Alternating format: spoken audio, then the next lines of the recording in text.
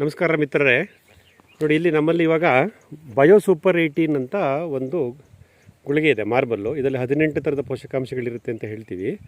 ಇದನ್ನು ನಾವು ಈ ಥರ ಪಾಟ್ ಬೆಳೆಸ್ತೀವಲ್ಲ, ಅಂದರೆ ಕುಂಡದಲ್ಲಿ ಗಿಡಗಳನ್ನು ಬೆಳೆಸ್ತೀವಿ ನೋಡಿ. ಇದಕ್ಕೆ ಇದನ್ನು ಗೊಬ್ಬರವಾಗಿ ಕೊಡ್ಬೋದು.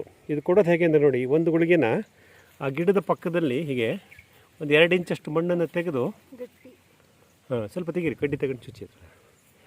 ಇಲ್ಲಿ ಬನ್ನಿ ಇಲ್ಲೊಂದು ಪಾಟ್ ಇದೆ, ಇದಕ್ಕೆ ಹಾಕೋಣ.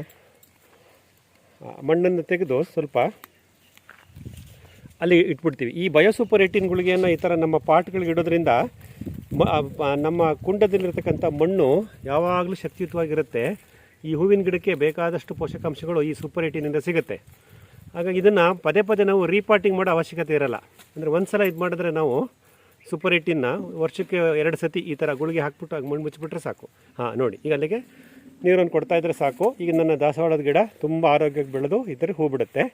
ಇದೇ ರೀತಿ ಆ ಗಿಡಕ್ಕೂ ಮಾಡೋಣ. ಮಿತ್ರರೇ, ನೀವು ಯಾರು ಈ ಹೂವಿನ ಕುಂಡಗಳಲ್ಲಿ ಹೂವಿನ ಗಿಡವನ್ನು ಬೆಳೆಸ್ತೀರಲ್ಲ, ಟೆರೇಸ್ ಗಾರ್ಡನ್ನು, ಮನೆ ಮುಂದೆ ಕಿಚನ್ ಗಾರ್ಡನ್ನು ಅಲ್ಲೆಲ್ಲ, ಅಥವಾ ನಮ್ಮ ಈ ಫಾರ್ಮ್ ಹೌಸ್, ಈ ಥರ ನಮ್ಮ ತೋಟದ ಮನೆ ಮುಂದೆ ಇಲ್ಲೆಲ್ಲ ಹೂವಿನ ಗಿಡಗಳಿಟ್ಟಾಗ ನಾವು ಅದನ್ನು ಮೇಂಟೈನ್ ಮಾಡೋದು ಭಾಳ ಸುಲಭ. ಈ ಥರ ಗಿಡಗಳನ್ನು ಬೆಳೆಸ್ಕೊಳ್ಳೋದು, ಪ್ರತಿ ಕುಂಡದ ಬುಡದಲ್ಲಿ ಈ ರೀತಿ ಒಂದು 2 ಇಂಚಷ್ಟು ಗುಳಿ ಮಾಡಿ ಅದ್ರ ಮೇಲೆ ಅದಕ್ಕೆ ಸ್ವಲ್ಪ ನೀರು ಹಾಕಿದ್ರೆ ತೇವಾಂಶ ಬರುತ್ತೆ.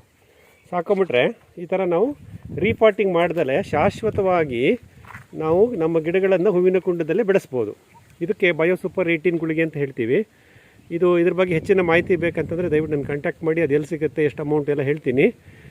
ಪ್ರತಿ ಹೂವಿನ ಕುಂಡಕ್ಕೆ ನೀವು ವರ್ಷಕ್ಕೆ 2 ಸತಿ ಒಂದೊಂದು ಗುಳಿಗೆ ಹಾಕ್ತಾ ಬಂದುಬಿಡ್ರಿ. ನಿಮ್ಮ ಹೂವಿನ ಗಿಡಗಳು ಆರೋಗ್ಯವಾಗಿರೋದು ನೀವು ಗಮನಿಸ್ತೀರಾ. ಧನ್ಯವಾದಗಳು ಮಿತ್ರ.